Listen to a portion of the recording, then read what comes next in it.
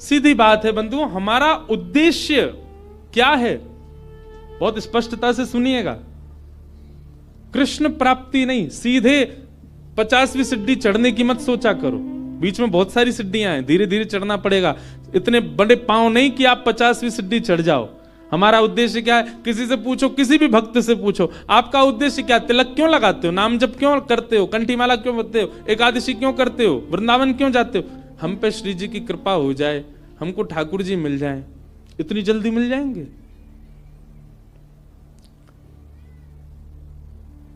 जैसे आप किसी मार्ग पर जाते हैं, जैसे मान लीजिए कि आप ऋषिकेश में बैठे हैं, तो निश्चित है कि बद्रीनाथ ही आते हैं बार बार। बद्रीनाथ जा रहे हो तो ऋषिकेश से आपका उद्देश्य बद्रीनाथ जाना ही है, पर बीच में कई ऐसे शहर पड़ेंगे, अगर आप कहीं भटकोगे तो आप उन शहरों का नाम पूछोगे, ना कि सीधा बद्रीनाथ। 300 किलोमीटर दूर का नाम थोड़ी लोगे। यहां से चलते समय आप पूछोगे भैया शिवपुरी कितना दूर रह गया? शिवपुरी वहां जाओ, आगे से मुड़ोगे और शिवपुरी आ जाएगा। उससे आगे जाओ, श्रीनगर कितनी दूर है? ये देवप्रयाग कितना दूर है? यहां है देवप्रयाग। वहां के लिए रास्ता कैसे? आपके पड़ाव धीरे धीरे आगे बढ़ते हैं, सीधे ही बद्रीनाथ नहीं पहुंचा जाता। सनई सनई है। वैष्णव का पहला पड़ाव होना चाहिए प्रेम। किस लिए भजन कर रहा है? किस लिए कथा सुन रहा है? किस लिए वृंदावन जा रहा है? किस लिए गंगा जी का आश्रय ले रहा है? किस लिए कंठी पहनता है? किस लिए एकादशी करता है? मैं प्रेमी बनूं। पहले प्रेमी तो बनूं। पहला पड़ाव उसका प्रेम होना चाहिए। प्रेमी बनने का स्वभाव क्या? उसकी दृष्टि बदल जाए। अब वो सबको देख करके मुस्कुराता ही है। मैं ऐसे ऐसे प्रेमियों को भी जानता हूं जो किंचित बात विरह की सुन लें तो नेत्रों से आंसू गिरने लग जाते हैं। प्रेमी का इस स्वरूप हो जाता है कि उस बहुत जल्दी भाव में आ जाएगा, बहुत जल्दी भावुक हो जाएगा। हम होते हैं, हमारे आगे तो व्यक्ति गंगा जी में कूद जाए तो हमको विरह नहीं होता। प्रेमी व्यक्ति कैसा होगा? किंचित कोई भाव ऐसा देख लेगा ना, बहुत छोटा सा, कोई व्याकुल बैठा है, उस व्याकुलता को देख करके वो विरह में आ जाएगा। ये होता है प्रेमी का स्वरूप। आधुनिक भाषा में उसको कह देते हैं ये बहुत इमोशनल है, बहुत जल्दी इमोशनल हो जाता, बहुत जल्दी भावुक हो जाता है। संसार को देख करके भावुक हो रहा है।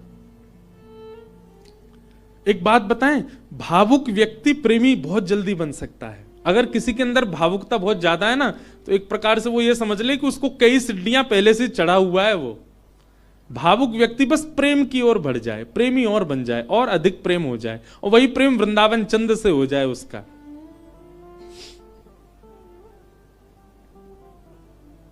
हम कई जगह कथा करने जाते हैं, तो कथा करके जब निकलने लगते हैं ना वापस, 7 दिन पूरे होने के बाद, बहुत लोग भावुक हो जाते हैं।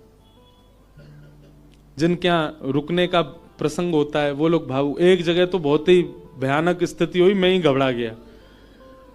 एक जगह कथा थी, अब जगह का नाम तो नहीं लूंगा मैं, तो वहां जो यजमान थे, मुख्य यजमान,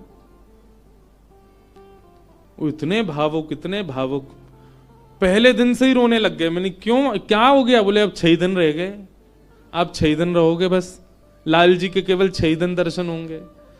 दूसरे दिन और रोने लग गए। मैंने कि भैया तुम ऐसे मत करो, अभी तो कथा तो पूरी करनी है हमको। चौथे दिन सब का नाच रहे थे, नंद घन आनंद भयो जो, वो कोने में खड़े होकर रो रहे। बोले क्यों, क्या हो गया? 3 ही दिन रह गए अब बस।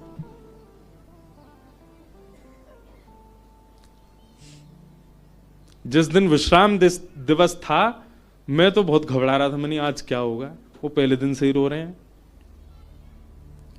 वही हुआ। अच्छा, ऐसा और था कि कथा करते ही मुझे एयरपोर्ट जाना था, मेरी फ्लाइट थी। कथा भी मैंने सुबह सुबह की थी 7 बजे से।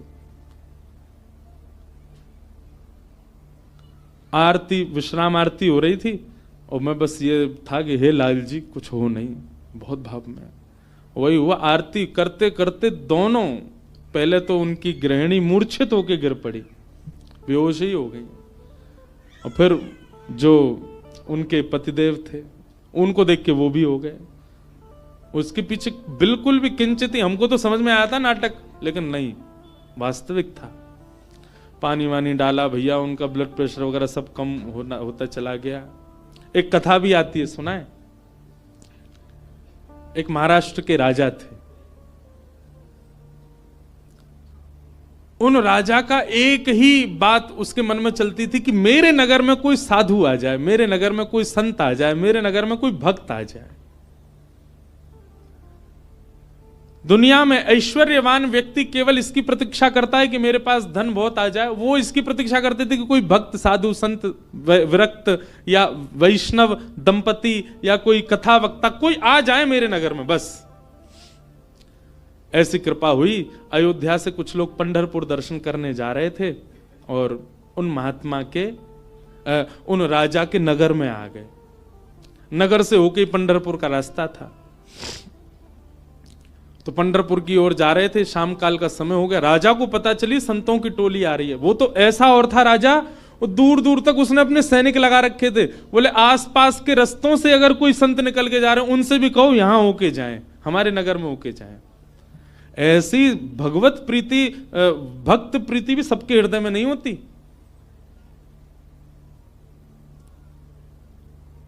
ये बात बंधुओं लिख लीजिएगा, जिस दिन हरिप्रिय आपको प्रिय लगने लग जाए, समझ जाना आप हरि के प्रिय होते जा रहे हो। आपको पता चल जाता है व्रज से कोई आया, भले ही आप उसको जानते नहीं, पर आपके मन में उत्साह हो जाता है हमारे वृंदावन से आए हैं, श्री राधारमण जी के यहां से आए हैं, श्री बिहारी जी के चरणों से आए हैं।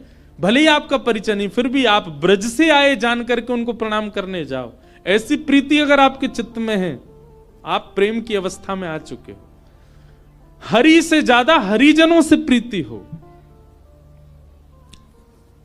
तो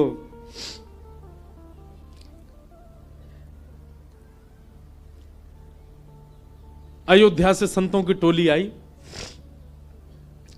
रात में राजा ने खूब सुंदर उनका स्वागत किया, सबके लिए बढ़िया शिविर बनवाए, बढ़िया सबके लिए भोजन की व्यवस्था करी। सब साधु महात्मा बड़े प्रसन्न हो गए, बोले वाह भैया राजा, तेने तो हमारो दिल जीत लिया, क्या सुंदर व्यवस्था की, सब संतों के सबके चरण धोए, सबको माला पहनाई, प्रसाद पवाया, सोने की उत्तम व्यवस्था। और राजा रात में सोने अपने महल में नहीं गया, वहीं बैठा शिविर के बाहर ही पूरे परिवार सहित, कि कोई संत कोई आज्ञा कर दें सेवा के लिए, हम उनकी सेवा करें। संतों ने दूसरे दिन उठ करके राजा से कहा, देखो हम तुम्हारी सेवा से इतने प्रसन्न हैं कि हम सबके मन में आया कि हम कम से कम 5 दिन तो यहां रुकें। राजा रोने लगा, बोले महाराज मेरे ऊपर बड़ी कृपा, आप रुकिए। 5 दिन पूर्ण हुए। सब संत बोले भैया हमको पंढरपुर जाना है, अब आप हमको आज्ञा दो।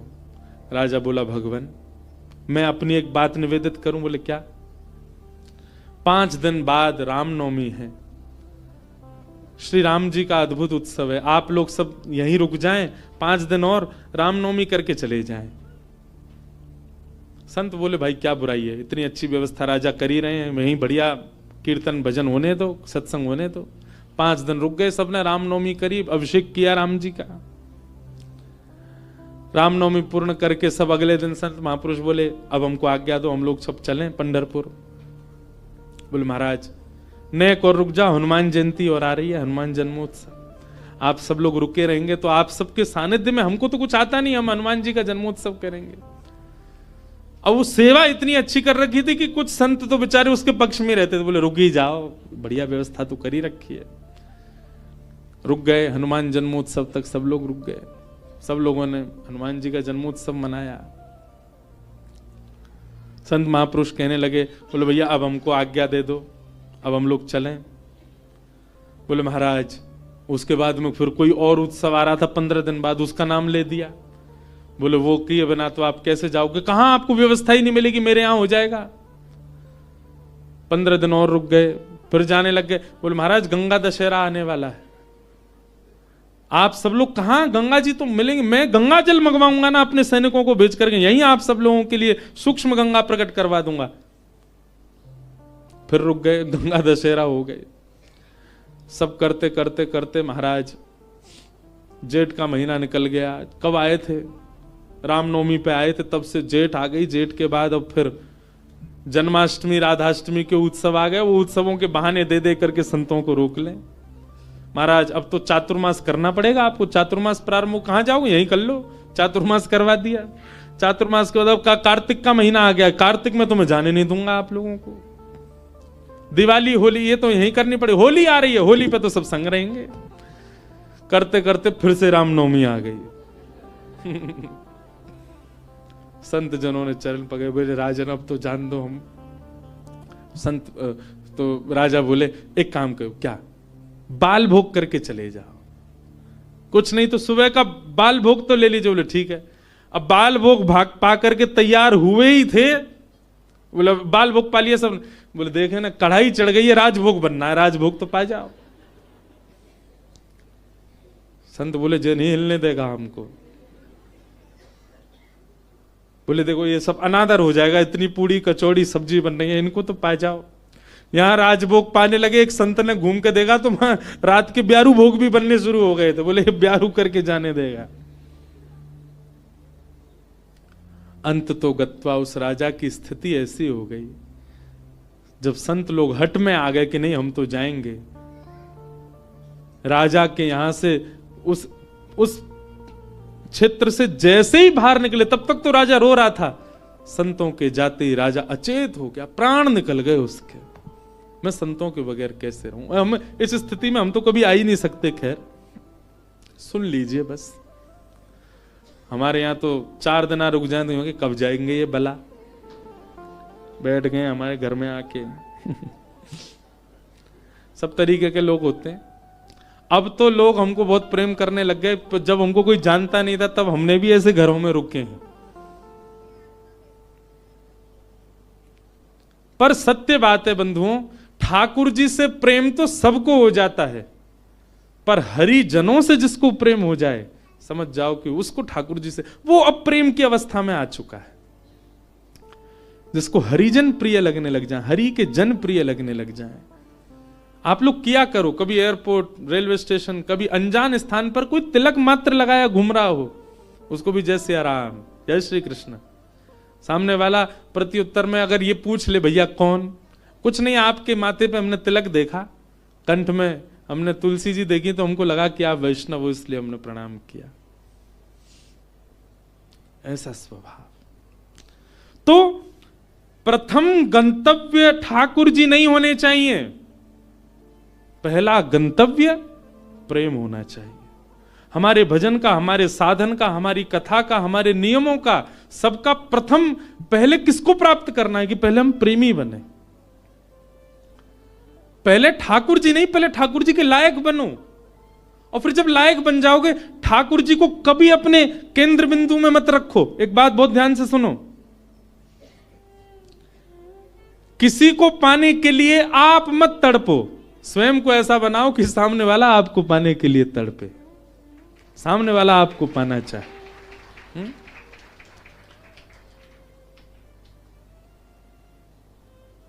पिक्चरों में ऐसे दिखाते हैं ना कि कोई प्रेम करता था किसी कन्या से, और उसको सीधे तो पानी पाया, तो खुद इतना बढ़िया पढ़ लिख करके बड़ा मजिस्ट्रेट बन गया महाराज, आगे पुलिस पीछे पुलिस, अब वो छोरी डोल रही है वाकू पावे को, इससे मेरा ब्याह हो।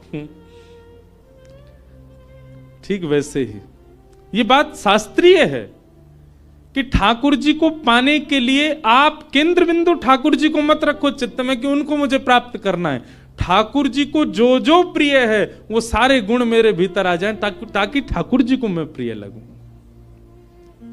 आप पीछे मत पड़ो उनके, स्वयं को ऐसा बनाओ कि ठाकुर जी पीछे पड़े आपके। श्रीमद् वल्लभाचार्य जी के चरित्र में आता है कि, बहुत ध्यान से सुनिएगा,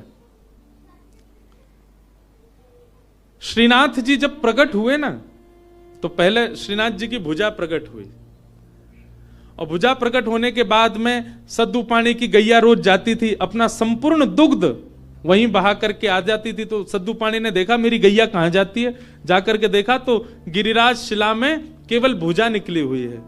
सद्दू पानी ने जब पूरा बाहर निकाला तो श्रीनाथ जी प्रकट हो गए इसी कलिकाल में।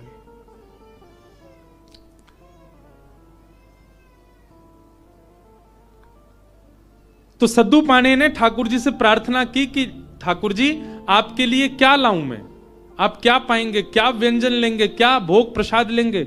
आप विश्वास मानेंगे? हमारे श्रीजी बाबा श्रीनाथ जी, उन्होंने कहा, बोले हे सद्दू पाणे, जब तक मेरे श्रीमद वल्लभाचार्य जी नहीं आएंगे तब तक मैं केवल दूध पीऊंगा। ठाकुर जी ने पयोव्रत किया। भक्त भगवान के लिए व्रत करता है, पर ठाकुर जी ने व्रत किया कि जब तक वल्लभाचार्य जी नहीं आएंगे मैं केवल दूध पीऊंगा। श्रीनाथ जी जो आजकल उदयपुर के पास नाथद द्वार में विराज रहे हैं, जब ये गिरिराज जी में प्रकट हुए तब की लीला है। इस बार हमारे लाल जी का उत्सव नाथ द्वारा में ही है, श्रीनाथ जी में, 11 से 17 जनवरी। बाद में एक अजब कुमारी नाम की एक भक्ता हुई थी, उसके लिए ठाकुर जी उदयपुर चले गए, उदयपुर के पास नाथ द्वारा में। प्रकट तो आप गिरिराज जी में ही हुए थे। तो ठाकुर जी कितने वर्षों तक केवल दूध पी करके रहे। एक दिन अपनी समस्त शिष्य मंडलियों के साथ श्रीमद वल्लभाचार्य जी महाराज जब गोवर्धन पधारे, पूरे ब्रज में हल्ला हो गया, कोई बहुत बड़े आचार्य आए हैं। बोले नाम क्या? बोले वल्लभाचार्य। जब ये नाम सद्दू पाणे के कान में पड़ा, ब्रजवासी सद्दू पाणे दौड़े दौड़े गए और वल्लभाचार्य जी के चरणों में निवेदन करके रोने लगे। वल्लभाचार्य जी बोले रो क्यों रहे हो? बोले नाथ, भक्त को व्रत करते देखा है मैंने, पर इस जन्म में मैंने भगवान को व्रत करते हुए भी देखा है। हमारे इस गिरी कंदरा से साक्षात गोवर्धन नाथ जी का स्वरूप श्रीनाथ जी प्रकट हुए। मेरी गैया को दूध नित्य पियो करते, मैंने उनसे निवेदन किया कि आपको कहा भोग धराऊं। समोह से बोले मैं तो दूध ही पीऊंगा। मैंने कि कब तक दूध पियोगे? बोले जब तक वल्लभाचार्य जी नहीं आएंगे तब तक दूध ही पीऊंगा।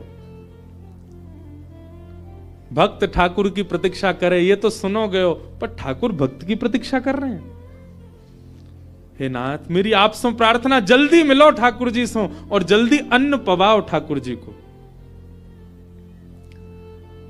श्रीमद वल्लभाचार्य, आप सबने चित्र देखा होगा निश्चित ही, अगर कोई श्रीनाथ जी से या हमारे गोवर्धन नाथ जी से परिचित है, वल्लभाचार्य जी के भाव में है। सद्दू पाणे ने आवाज लगाई, लालन, हे श्री जी बाबा देखो श्रीमद वल्लभाचार्य पधारे हैं। और ऊपर से नन्हे से गोपाल जी, 4 वर्ष की अवस्था के गोपाल जी, 2-4 दतुइयां निकली हैं बस, गोल मटोल लाला, घुंघराले केश हैं, वही श्रीनाथ जी। ऊपर गिरी कंदरा से नीचे देखते हैं श्रीमद वल्लभाचार्य जी को, वल्लभाचार्य जी ऊपर देखते हैं ठाकुर जी को, और दौड़े वहां से ठाकुर जी, यहां से वल्लभाचार्य जी, और मध्य गोवर्धन में दोनों ने गाढ़ आलिंगन किया एक दूसरे का। ये चित्र देखा होगा आपने वल्लभाचार्य जी, और नहीं देखा हो तो गूगल पर देखना, वल्लभाचार्य जी श्रीनाथ जी मिलन पिक्चर, ऐसे ठाकुर जी ने आलिंगन कर रखा वल्लभाचार्य जी को, नेत्रों से आंसू गिर रहे हैं। वल्लभाचार्य जी बोले ठाकुर जी आप क्यों इतने श्रम में रहे, कुछ पाया नहीं? तो वल्लभाचार्य जी महाराज ने अन्नकूट बनवाया ठाकुर जी के लिए, 56 भोग तैयार करवाए, और श्री जतिपुरा में, गोवर्धन के जतिपुरा में, वहां श्रीमद वल्लभाचार्य जी ने श्रीनाथ जी का अन्नकूट किया, 56 भोग पवाए, ठाकुर जी का अन्नप्राशन हुआ। मतलब इतने वर्ष बाद ठाकुर जी ने अपना पयोव्रत, दूध का जो व्रत था वो छोड़ के अन्न ग्रहण किया। किसके लिए? अपने एक भक्त के लिए। तो भैया केंद्र बिंदु में ठाकुर जी नहीं, केंद्र बिंदु में प्रेम लाओ। आपके केंद्र बिंदु में प्रेम आ गया और प्रेम आपके चित्त में आ गया तो आप ठाकुर जी के केंद्र बिंदु में रहोगे, ना कि ठाकुर जी आपके केंद्र बिंदु में। स्वयं को निर्माण ऐसो करो, कथा सुन के, संत संग करके, सत्संग करके, वैष्णव संग करके, भजन करके, कीर्तन करके, कि ठाकुर जी आपकी प्राप्ति के लिए विचरण कर रहे हैं, कि जे मोकू मिले कैसे भी।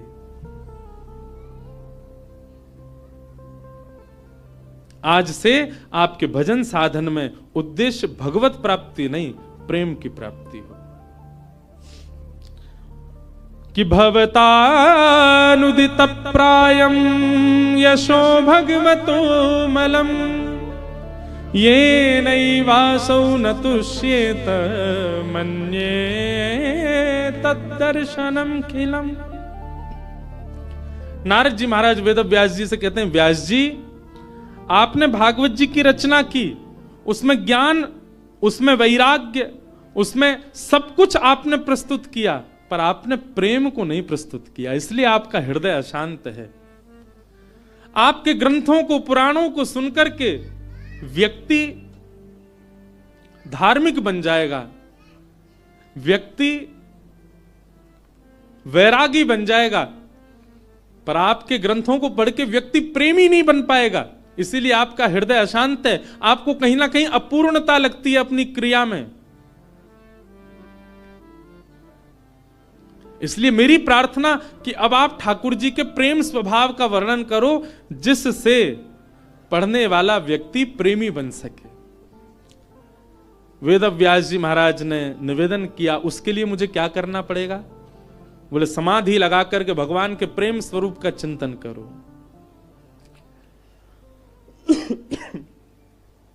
श्री वेद व्यास जी महाराज ने समाधि लगाई और समाधि की भाषा में ही अपने अंतिम कृति का निर्माण किया। वेद व्यास जी ने इसी ब्रह्म नदी में, इसी हिमालय की पर्वतों पर वेद व्यास जी ने ऐसी रचना की जिसको सुनकर पढ़कर के मानव प्रेम का अधिकारी बन जाता है, ठाकुर जी का अधिकारी बन जाता है। और उस संहिता का नाम है श्रीमद् भागवत महापुराण। बोलो भागवत महापुराण की जय। ये प्रेम संहिता है। भागवत जी श्रवण के बाद, भागवत जी अध्ययन के बाद, भागवत जी के अवलोकन के बाद प्रेम प्रस्तुत होता है चित्त में।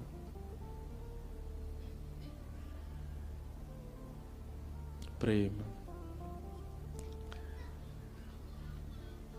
वेद व्यास जी महाराज ने उस प्रेम का भाव लिखा, वही भागवत है। बंधुओं, आपको अगर अपनी कृति से, कई लोगों को अपने जीवन से भी बहुत अपूर्णता का अनुभव होता है। हम आपको एक बात बता रहे हैं, बहुत सावधानी से सुनो। अपने कर्म से, अपने जीवन से, अपने संबंध से कई लोगों का मन बहुत जल्दी उचट जाता है। कई लोगों को अपना जीवन भी अच्छा नहीं लगता। क्यों? केवल प्रेम नहीं है आपके जीवन में। आप भागवत जी का आश्रय लीजिए और भागवत जी का आश्रय लेकर के आप प्रेम जीवन में ले आइए, आपको सब कुछ अच्छा लगने लगेगा। एक बात बता रहे हैं, प्रेमी व्यक्ति का स्वभाव ऐसा हो जाता है कि वो अव्यवस्था में भी प्रसन्न रहने लगता है। अप्रेमी व्यक्ति का स्वभाव कैसा होता है? वो कहीं भी जाएगा ना, नाक मुंह मोड़ता ही रहेगा। यहां तो ये है, यहां तो ऐसा है, यहां मैं कैसे बैठ जाऊं, ये मैं कैसे खा लूं, यहां मैं कैसे बैठ सकता हूं, यहां मैं कैसे नहा सकता हूं, यहां मैं कैसे रह सकता हूं, इस व्यक्ति के साथ मैं कैसे जी पाऊंगा, इस माहौल में मैं कैसे रह पाऊंगा। ये सब जगह जो अपने आप को अपरिपूर्ण माने, समझ जाना, अप्रेमी व्यक्ति है। पर प्रेमी कैसा होता है? वो जहां बैठ जाता है ना, वो स्थान ही अच्छा लगने लग जाता है। कई बार आपने कुछ ऐसे स्थान देखे होंगे, उन स्थानों पर कभी आपकी नजर ही नहीं पड़ी होगी, या उस स्थान को देख करके आपने सोचा होगा ये तो सामान्य सी जगह है, ये कौन सी बड़ी बात है। पर उसी स्थान पर कोई भगवत प्रेमी जाकर के बैठ जाता है तो उस स्थान की रौनक ही बदल जाती है, उस स्थान का माहौल ही बदल जाता है। अरे स्थान नहीं, कई बार कई रंग हमको प्रिय नहीं होते। मैं अपना अनुभव बता रहा हूं, कई रंग हमको प्रिय नहीं होते, कई कलर्स हमको अच्छे नहीं लगते, पर वही रंग, वही कलर, उसमें कोई प्रेमी व्यक्ति अगर आ जाए, उस प्रेमी व्यक्ति उस कलर में या रंग का आश्रय ले ले, वो रंग भी अच्छा लगने लग जाता है। कई सब्जियां आपको अप्रिय लगती होंगी, पर वही कोई प्रेमी के हाथों से प्रसाद रूप में आपको मिल जाए, आप उसका पान करेंगे, सेवन करेंगे, आपको अत्यंत अद्भुत। और अगर आपको अनुभव करना हो तो हम बता रहे हैं, अरबी की सब्जी हर कोई नहीं पा सकता, इतनी बढ़िया नहीं लगती। हमारी श्री जी को बहुत प्रिय है, किशोरी जी को बहुत प्रिय है, लाडली जी को अरबी का भोग लगता है। कभी जाइए राधाष्टमी के समय पर, या वैसे भी हमारे तटीय स्थान वृंदावन में अरबी की सब्जी बनती है। आप पे कृपा हो जाए, नहीं हो तो वहां किसी महात्मा से कह देना हमको थोड़ा प्रसाद दे दो, वो मधुकरी रूप में आपको अरबी देंगे, आप पाके देखना। सारे विश्व के जितने भी रस होंगे ना, वो सब रस फीके लगेंगे उसके आगे। क्यों? क्योंकि प्रेम स्थान पर वो निर्मित है, इसलिए उसका स्वाद अद्भुत हो जाता है। मैं कथा करता हूं, हमको राग रागनी आती नहीं, हम बस ऐसे गा लेते हैं। ये सब गुरुजन बैठे हैं, ये लोग जैसो बजा दें वैसो हम गा दें। कई राग ऐसे हैं, उनको पहले मैं जब सुनता था ना तो मेरा मन बड़ा उच्चाटित सा हो जाता था कि ये कैसे गाएंगे, ये तो बड़ा विचित्र सा राग है। आज वही राग में हम कथा भी कर देते हैं। क्यों? क्योंकि जब प्रेम मिल जाता है, प्रेम एक ऐसा सब्सटेंस है, प्रेम एक ऐसा क्या बोले वो, केमिकल बोले, सब्सटेंस बोले, क्या बोले, वो एक ऐसी वस्तु है, वो जहां मिल जाएगी वो सब प्रिय लगने लग जाएगा। वो प्रेम कहलाता है। प्रेम का मतलब केवल स्त्री पुरुष का प्रेम मत समझा कीजिए आप। कोई प्रिय लगने लग जाए वो नहीं, सब कुछ प्रिय लगने लग जाए, वो प्रेम है। वास्तविक प्रेमी आप अपने आप को ऐसे नहीं मान सकते उसके लिए नस काट रहे घूम रहे हैं, हॉस्पिटल में भर्ती है गए, वो क्या बता रहे हैं, बोले भाई टैग लग गया इसके ऊपर, काहे का, बोले प्रेमी है। आप इस प्रकार प्रेम की अवहेलना मत करो, प्रेम की निंदा मत करो।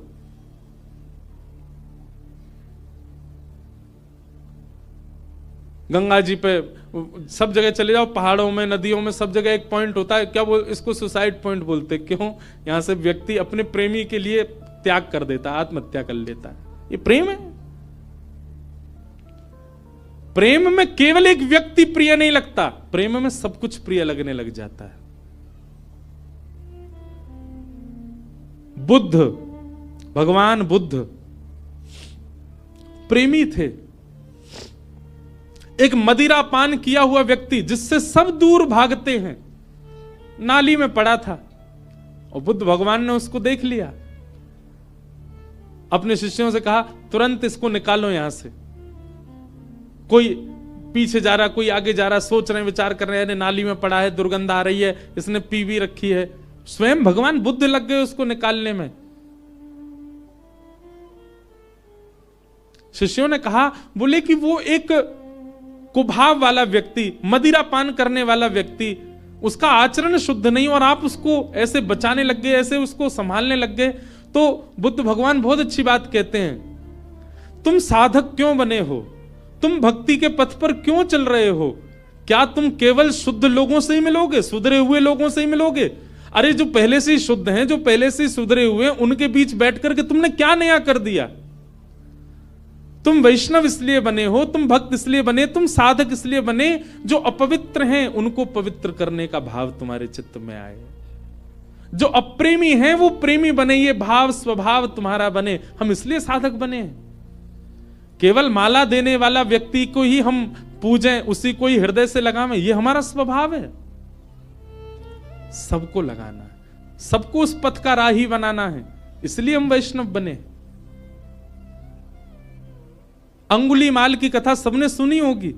एक राक्षस था, मानव था पर राक्षस के स्वभाव का था।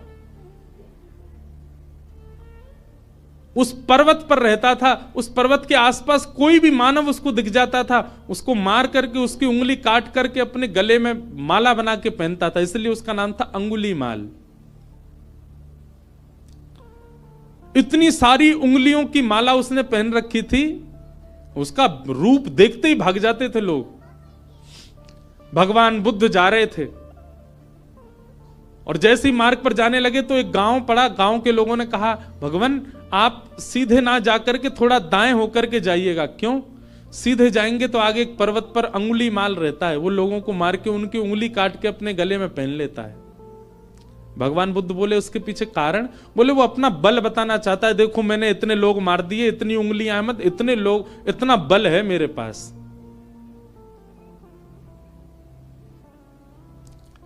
भगवान बुद्ध कहते हैं भय का बल नहीं होता, प्रेम का बल होता है।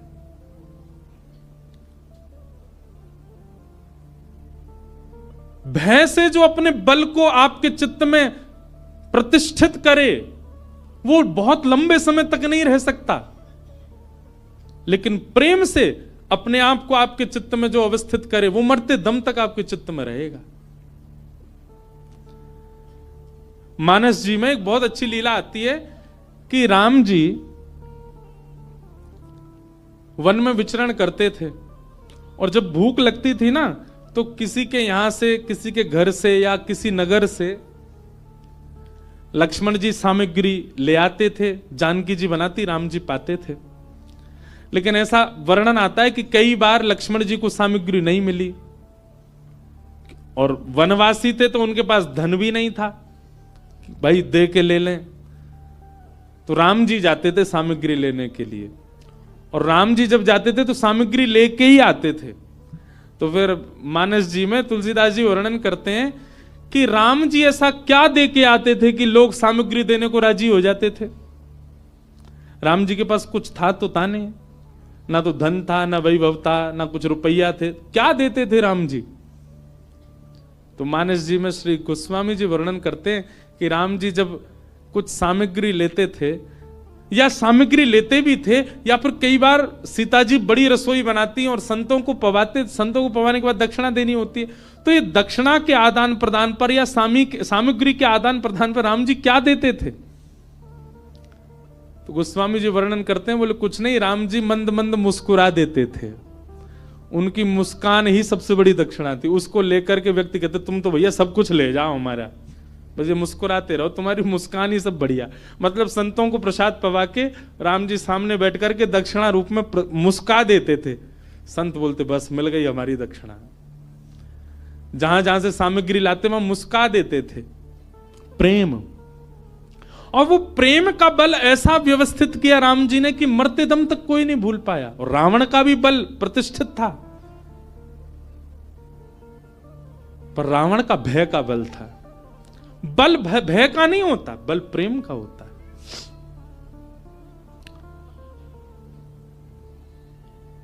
बुद्ध भगवान चले गए उसी मार्ग पर जहां अंगुलीमाल था। जैसे पहुंचे पर्वत के ऊपर, अंगुलीमाल ने दूर से ही कहा मैं साधु सन्यासियों का बहुत सम्मान करता हूं, पहले तुमको सचेत कर रहा हूं, मार्ग बदल दो अपना, मेरे पास आ गए तो तुम्हारा सर धड़ से अलग कर दूंगा, मैं चेतावनी दे रहा हूं, मेरे पास मत आना। पर बुद्ध रुके नहीं, सीधे चले गए। तुम जानते नहीं हो मुझे, क्यों चले आए हो मेरे पास। और क्रोध में भर के थोड़ा और चेतावनी देने के लिए अंगुलीमाल एक वृक्ष के नीचे खड़ा था, उस वृक्ष की डाल पकड़ करके जोर से खींच ली, डाल टूट गई। बुद्ध भगवान मंद मुस्काते सामने खड़े हो गए। अंगुलीमाल तुम देख नहीं रहे हो। अंगुलीमाल बोला तुम देख नहीं रहे हो मैं कितना बलवान हूं, और तुम चले आ रहे हो, मैं तुमको मना कर रहा हूं फिर भी रुक नहीं रहे हो। डाल हाथ में पकड़ करके खड़ा था। बुद्ध भगवान बिल्कुल सौम्य भाव से उसके समीप गए और कहा ये डाल तुमने तोड़ी? बोले हां। अब इसको जोड़ दो, जहां से तोड़ी है इसको वहां लगा दो पुनः। अंगुलीमाल बोला कैसी बात कर रहे हो, ये तो संभव ही नहीं है, मैं इसको नहीं लगा सकता दोबारा। बोले क्यों, जब तोड़ने की सामर्थ्य है तो जोड़ने की भी होगी, इसको जोड़ दो, यथावत जैसी थी वैसी जोड़ के दिखा दो। अंगुलीमाल बोला यह संभव नहीं है। बुद्ध भगवान कहते हैं जिसको तुम जोड़ नहीं सकते उसको तोड़ने का अधिकार तुमको किसने दिया? इतनी उंगलियां गले में पहन करके घूमते हो, तुमने इतने लोगों को मार दिया, अकेले इस पर्वत पर रहते हो, पूरी दुनिया तुमसे भय खाती है। सोचो, विचार करो अंगुलीमाल, जितनी उंगलियां तुमने गले में पहनी हैं, प्रेम से यदि इतने लोगों को अपने संग में रखते, पूरी दुनिया पूजती आज तुमको। अपने प्रेम स्वभाव से इतने लोगों का संग पाते तो तुम ज्यादा बलवान होते, लेकिन तुमने उनको मार दिया, उनकी उंगलियां डोल रहे हो लेके गले में। अगर इतने लोग तुमने जोड़े होते खुद से तो तुम श्रेष्ठ माने जाते।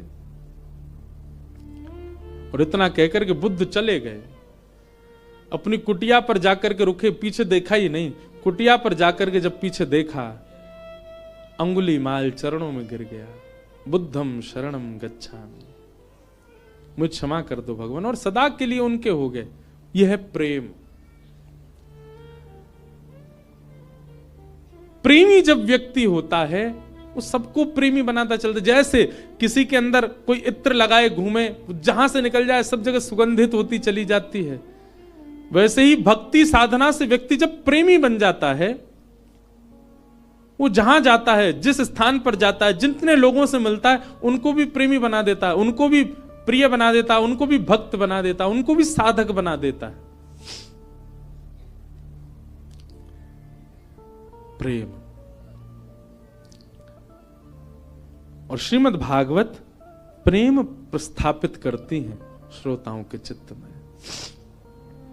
भागवत जी की रचना हुई और रचना करने के बाद वेद व्यास जी महाराज ने विचार किया, अब इस भागवत को हम घर घर तक, जन जन तक कैसे पहुंचाएं।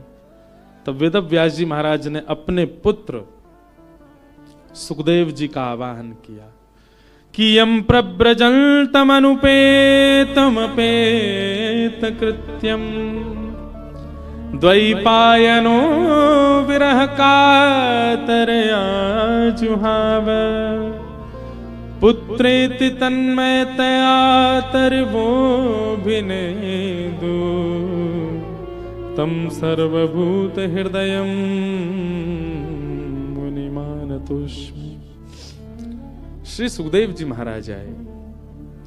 वेद व्यास जी के पुत्र हैं सुखदेव, लेकिन जन्म लेते ही आप ब्रह्म के ध्यान में चले गए थे। लेकिन श्री व्यास जी ने भागवत के श्लोक जब इनको सुनाए तो ब्रह्म ध्यान छोड़कर के भागवत जी की सन्निधि में आ गए और कहा, मैं तो निर्गुण निराकार ब्रह्म की उपासना कर रहा था, पर मुझे अब सगुण साकार में मन लग गया है, मुझे इन्हीं की आराधना करनी है। व्यास जी ने भागवत जी का अध्ययन सुखदेव जी को कराया और श्री शुकाचार्य जी ने वही भागवत की कथा राजा परीक्षित को सुनाई। पूछा गया, राजा परीक्षित कौन है? राजा परीक्षित के विषय में हमको थोड़ा बताओ। इनको 7 दिन में मरने का श्राप क्यों लगा, इनके बारे में थोड़ी हमें जानकारी दो।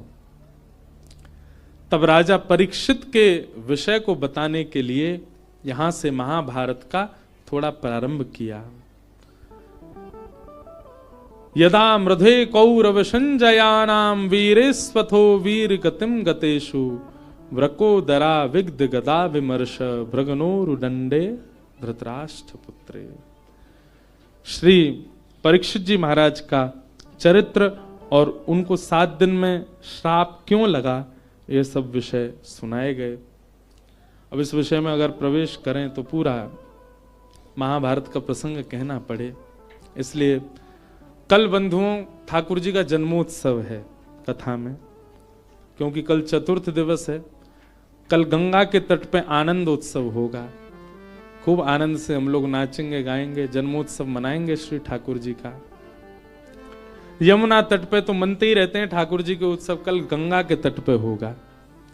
आप सब लोग समय से पधारिएगा।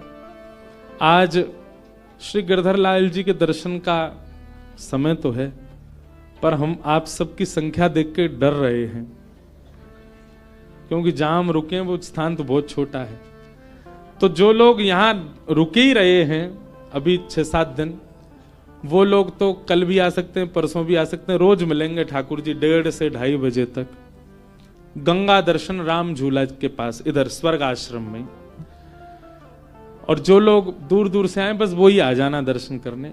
बाकी के जो लोग यहीं डटे हुए हैं उनके लिए तो लाल जी यहीं हैं, उनके लिए हम एक शाम का भी समय कल बता देंगे, वो लोग शाम को भी आ सकते हैं। इतनी संख्या में लोग आ जाएंगे तो फिर वो लाल जी हमारे डर नहीं जाएं, गंगा जी में गिरगिरा जाओगे क्योंकि बगल में ही गंगा जी हैं। तो आप सब लोग बड़े भाव से पधारो। कल ठाकुर जी का जन्मोत्सव हम लोग कथा में मनाएंगे। पीले पीले वस्त्र पहन करके आना, आभूषण ज्यादा पहन के मत आना, अपना ध्यान रखना, क्योंकि चोराग्रगण्य श्री कृष्ण की कथा है तो निश्चित है उनके 2-4 दूत तो कथा में आते ही होंगे जो आपके आभूषण हरण ना कर ले जाएं, इसलिए बहुत ध्यान रखना। श्यामा हृदय कमल सो प्रगट्यो, श्यामा हृदय कमल सो प्रगट्यो, श्यामा हृदय कमल सो प्रगट्यो, श्यामा हृदय कमल सो प्रगट्यो, और श्याम हृदय तू भाई वृंदावन प्यारो वृंदावन, वृंदावन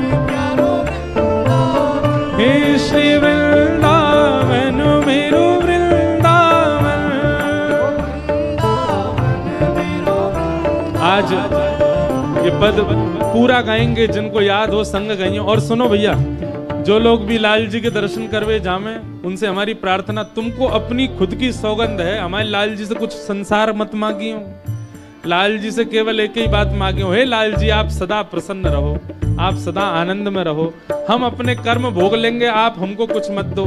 कुछ मांगना नहीं ठाकुर जी से, ठाकुर जी से केवल उनकी प्रसन्नता मांगिएगा। हे सब सुख सागर रूप उजागर, रहे वृंदावन धाम। सब सुख सागर रूप उजागर, रहे वृंदावन धाम। हे सब सुख सागर रूप उजागर, रहे वृंदावन धाम। सब सुख सागर रूप उजागर, रहे वृंदावन धाम। ओ रूप गोस्वामी प्रगट कियो जहाँ, रूप गोस्वामी प्रगट कियो, श्री रूप गोस्वामी प्रगट कियो जहाँ, रूप गोस्वामी प्रगट कियो, राधा गोविंद रूप निधान। वृंदावन प्यारो वृंदावन, देखो इतनी संख्या में लोग हो फिर भी स्वर नहीं निकल रहा आप लोगों का। अरे भाव से गाओ, उच्च स्वर में गाओ, वृंदावन मेरो वृंदावन, हे श्री वृंदावन मेरो वृंदावन। रूप गोस्वामी प्रगट कियो जहाँ, रूप गोस्वामी प्रगट कियो, राधा गोविंद रूप निधान। वृंदावन प्यारो वृंदावन, हे श्री वृंदावन मेरो वृंदावन।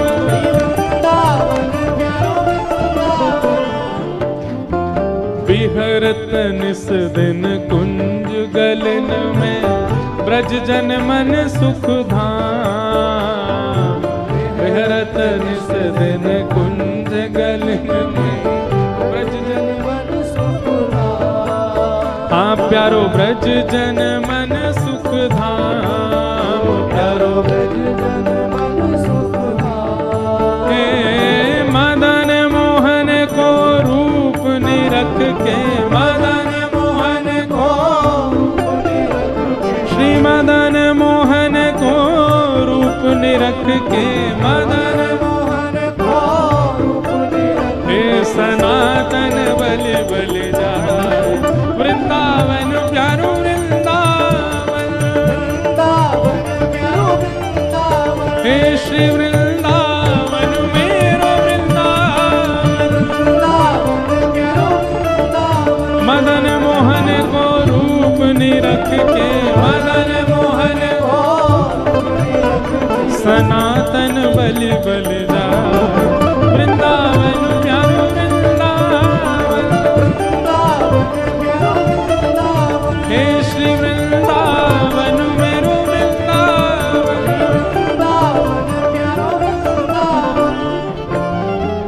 गोपी ग्वाल सब ही और धारे, प्यारो गोपी नाम। गोपी ग्वाल सब ही और धारे, प्यारो गोपी नाम। हाँ प्यारो प्यारो गोपी नाथ, प्यारो प्यारो गोपीनाथ। हे मधु पंडित जिन कंठ लगायो, मधु पंडित जिन कंठ लगायो, श्री मधु पंडित जिन कंठ लगायो।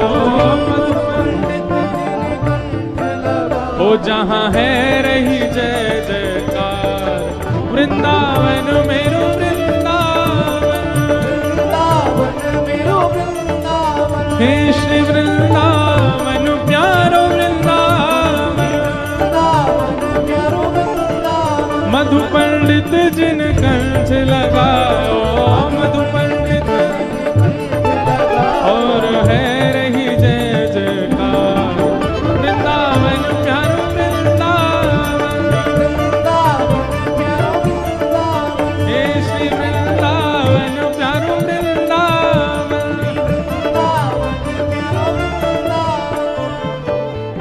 गोपाल भट्ट जो के हृदय वेदना प्रगट्यो शालिग्राम। गोपाल भट्ट जो की हृदय वेदना प्रगट्यो शालिग्राम। श्री गोपाल भट्ट जो के हृदय वेदना प्रगट्यो शालिग्राम। गोपाल भट्ट जो की हृदय वेदना प्रगट्यो शालिग्राम। हे रूप सुधा को खान हमारो, रूप सुधा को खान हमारो, रूप सुधा को खान हमारो, रूप सुधा को खान हमारो। श्री वृंदावन में सबते प्यारो, वृंदावन में सबते प्यारो। हे श्री राधा रमण जुलाल वृंदावन मेरो वृंदावन।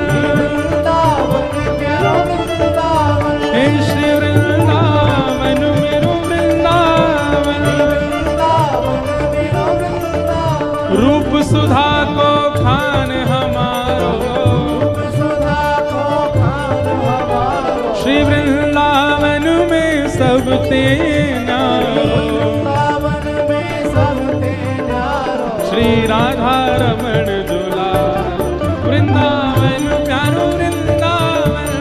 वृंदावन प्यारो वृंदावन। हे श्री वृंदावन मेरो वृंदावन। वृंदावन मेरो वृंदावन। जय जय राधा रमण मेरो राधा रमण। राधा रमण मेरो राधा रमण। ओ मेरो राधा रमण प्यारो राधा रमण। मेरो राधा रमण प्यारो राधा रमण। ओ मेरो राधा रमण प्यारो राधा रमण। राधा रमण प्यारो राधा रमण। ओ मेरो राधा रमण प्यारो राधा। मेरो राधा रमण प्यारो राधा रमण। आतुर हित हरिवंश पुकारो, श्री राधा राधा नाम। आतुर हित हरिवंश पुकारो राधा राधा। अभी यहाँ कथा 12 को विश्राम करके श्री वृंदावन के मदन टेर में 14 तारीख को सुबह 9 बजे से श्री हितरवंश महाप्रभु का चरित्र हम एक दिन सुनाएंगे। जो लोग भी वृंदावन पहुंच रहे हो 14 तारीख को मदन टेर आना, जहां श्री राधा वल्लभ जी पहली बार विराजे वृंदावन आकर के। मदन टेर यमुना तट आयो, मदन टेर यमुना तट आयो। सघन कुंज वृंदावन आयो। सघन कुंज वृंदावन आयो। हे मदन टेर यमुना तट आयो, मदन टेर यमुना तट आयो। सघन कुंज वृंदावन आयो। सघन कुंज भुजा उठा के वृंदावन आयो। ओ प्यारो राधा वल्लभ लाल वृंदावन मेरो वृंदावन। वृंदावन मेरो वृंदावन। हे श्री वृंदावन मेरो वृंदावन। वृंदावन मेरो वृंदावन। सघन कुंज यमुना तट आयो, सघन कुंज यमुना तट आयो। मदन टेर वृंदावन आयो, मदन टेर वृंदावन आयो। ओ प्यारो राधा वल्लभ लाल वृंदावन मेरो वृंदावन। वृंदावन मेरो वृंदावन। हे श्री वृंदावन प्यारो वृंदावन। श्री वृंदावन प्यारो वृंदावन। जुगल किशोर को लाड़ लड़ायो, नवल कुंज ही अमान। जुगल किशोर को लाड़ लड़ायो। नवल कुंज ही मान। हे कुंजन कुंजन की रज धारे, कुंजन कुंजन की रज धारे। कुंजन कुंजन की रज धारे। कुंजन कुंजन की रज धारे। ओ हरि व्यास युगल यशोदा वृंदावन मेरो वृंदावन। वृंदावन हे श्री वृंदावन प्यारो वृंदावन। देखो वैसे तो अधिकतर सबको पता है कि हम लोग क्या गा रहे हैं, वृंदावन के 7 निधियों को प्रणाम कर रहे हैं, वैसे सबको पता है। जिनको नहीं पता हम उनको बता रहे हैं। हमारे वृंदावन के प्रथम ठाकुर कौन है? बोलो, श्री गोविंद देव। वृंदावन के दूसरे ठाकुर श्री मदन मोहन, तीसरे ठाकुर श्री गोपीनाथ, चौथे ठाकुर श्री राधा रमण, पांचवें ठाकुर श्री राधा वल्लभ और छठवें ठाकुर जिनको अभी हम गा रहे हैं श्री जुगल किशोर और 7वें ठाकुर श्री कुंज बिहारी लाल। तो इन 7 को हम प्रणाम कर, जिनको नहीं पता हम उनको बता रहे हैं। अभी जुगल किशोर जी को प्रणाम कर रहे हैं। कुंज निकुंजन की रजधारे, कुंज निकुंजन की रजधारे, हरि व्यास युगल यश गाए। वृंदावन मेरो वृंदावन, हे श्री वृंदावन प्यारो वृंदावन।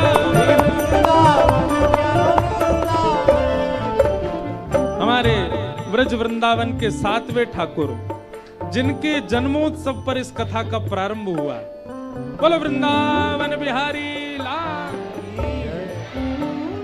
भुवन चतुर्दश की सुंदरता, निधिवन करत बिहार। भुवन चतुर्दश की सुंदरता, निधिवन करत बिहार। हे भुवन चतुर्दश की सुंदरता, निधिवन करत बिहार।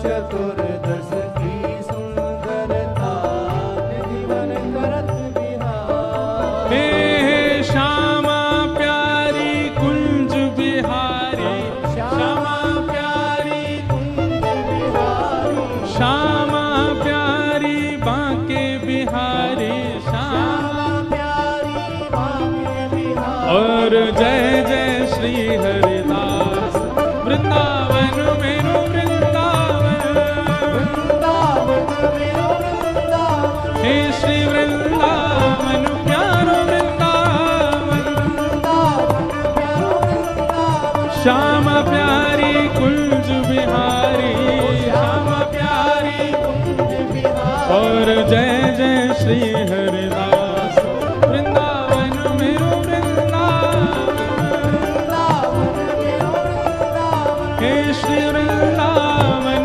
मेरो वृंदावन, वृंदावन मेरो वृंदावन।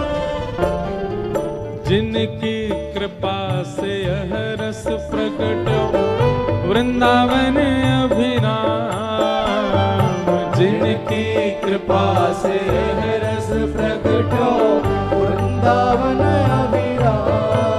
हे जिनकी कृपा से यह रस प्रकट वृंदावन अभिराम। जिनकी कृपा से यह रस प्रकट वृंदावन अभिराम। हे सप्त निधिन को ही उजियारो, सप्त निधिन को ही उजियारो। यह आनंद करवावे वारो, यह आनंद करवावे वारो। इंद्र ईश इंद्रेश दुलारो, इंद्र ईश इंद्रेश दुलारो। हम सबको मिलवावे वारो, हम सबको भुजा उठा के हमारो गिरधर लाल। वृंदावन प्यारो वृंदावन, वृंदावन प्यारो वृंदावन। हे श्री वृंदावन मेरो वृंदावन, वृंदावन मेरो वृंदावन। यह आनंद करवावे वारो, यह आनंद करवावे वारो। हम सबको मिलवावे वारो, हे हमारो गिरधर लाल। वृंदावन प्यारो वृंदावन, वृंदावन प्यारो वृंदावन। हे श्री वृंदावन मेरो वृंदावन, वृंदावन मेरो वृंदावन।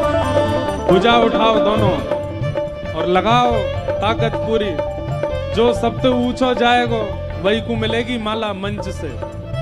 जय राधे राधे श्री राधे राधे, जय राधे राधे श्री राधे राधे, जय राधे राधे श्री राधे राधे। यहाँ वो सबसे पीछे लाला वो लगे लंबो ही दिखे। हाँ आ जाओ आपके बगल वाले, हाँ आप आओ, जो उछले थे अभी लास्ट में, नहीं वो पीछे आ रहे हैं। हाँ इनको आने दो, ये पीछे जो आ रहे हैं पतले से, हाँ इन्हीं को बुला। जय, और ये लाली छोटी वाली आओ। जय राधे राधे श्री राधे राधे, कृष्ण भानु दुलारी श्री कृष्ण प्यारी, बरसाने वारी कृष्ण भानु दुलारी, जय राधे राधे श्री राधे राधे, जय राधे राधे श्री राधे राधे, जय राधे राधे श्री राधे राधे, जय राधे राधे श्री राधे राधे, जय जय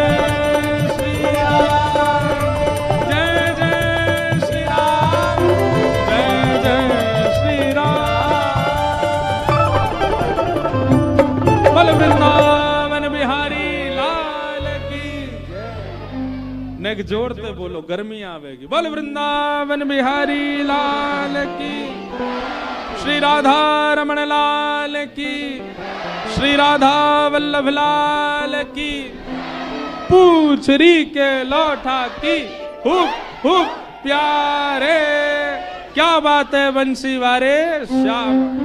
नमः पार्वती पतये हर। बोल गंगा मैया की। आप सब लोगों को जय श्री कृष्ण। कल नंदोत्सव है, सब लोग 10 बजे यहाँ पधारो। कल ठाकुर जी का मंगल जन्म। तेरी इच्छा होए तो चोरी करवे आ जाइयो। श्रीनाथ जी के मंदिर में जाके ठाकुर जी को लोभ देती है। वैसे कोई करे ऐसा, बढ़िया खीर बनावे, चंडीगढ़ से ही जावे वृंदावन और ठाकुर जी को जाकर के बिहारी जी को, बिहारी जी आपके लिए खीर बनाए पर हम यहाँ नहीं देंगे, चंडीगढ़ आके आओ, पाना है तो आप तो आ जाएं। लेकिन भैया एक बात बताएं, सोची समझी सूझबूझ से सेवा नहीं होती। सेवा तो अचानक आपके भाव से हो जाती है। बस सोच समझ करके करने वाला वो प्रेम नहीं होता। प्रेम सोच समझ के थोड़ी किया था, प्रेम तो हो जाता है। जिसमें प्रेमी को सोचना पड़ता है कि अब मैं क्या करूं, वो प्रेम नहीं है। तो समझो प्रेम वहां घटा है।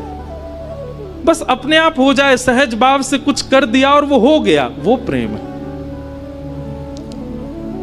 सखी ने मक्खन ऐसे ठाकुर जी को दिखाया, लाला मेरे घर चोरी करवे आ जा, ऐसा बढ़िया मक्खन है। और वहां ने सब बता दियो, मंदिर से निकल के सीधे जाओगे, पोखरते दाएं मुड़ जाइयो, वहां से बाएं मुड़ जाइयो, वहां सीधे आइयो, मई मेरो घर है। और मैं घर के सब लोग सो जामे रात्रि में, तब आए जाइयो, चुपचाप चोरी करके जाइयो। लाला मैं बस इतना देखना चाहूं, सुबह उठूं तो मेरे मटका को मक्खन खत्म है गयो, मैं वही से प्रसन्न रह जाऊंगी कि लाला आयो। मुझे इच्छा ना है कि मैं तेरो दर्शन करूं, मैं तो पकड़ूं। मेरा मन बस ये कि मैं जो सामग्री बनाऊं तुम पाके चले जाओ। एक दिन निकल गया, ठाकुर जी नहीं आए। रोज सुबह सखी उठती है और मटकी उतार करके देखती है मक्खन तो ज्यों को त्यों रखो है अभी भी। दूसरे दिन फिर नया मक्खन निकल, फिर गई ठाकुर जी को, लाला तू मान ना रहो मेरी बात, मैं तोकू दावे ते कह रही हूं, ऐसा मक्खन तेने पायो नहीं होगा, तो एक बार आ जा। दूसरे दिन भी ठाकुर जी नहीं आए, तीसरे दिन फिर आए गई, फिर से आकर के ठाकुर जी को लोभ दे। अब वो रोज नए नए मक्खन निकाल के लावे और पीछे से ठाकुर जी को दिखावे। तो श्रीनाथ जी मंदिर में खड़े हैं, ऐसे कटाक्ष, नीचे नेत्र हैं, सामने कुंभन दास जी बैठ करके कीर्तन सुना रहे थे। ठाकुर जी खड़े ठाकुर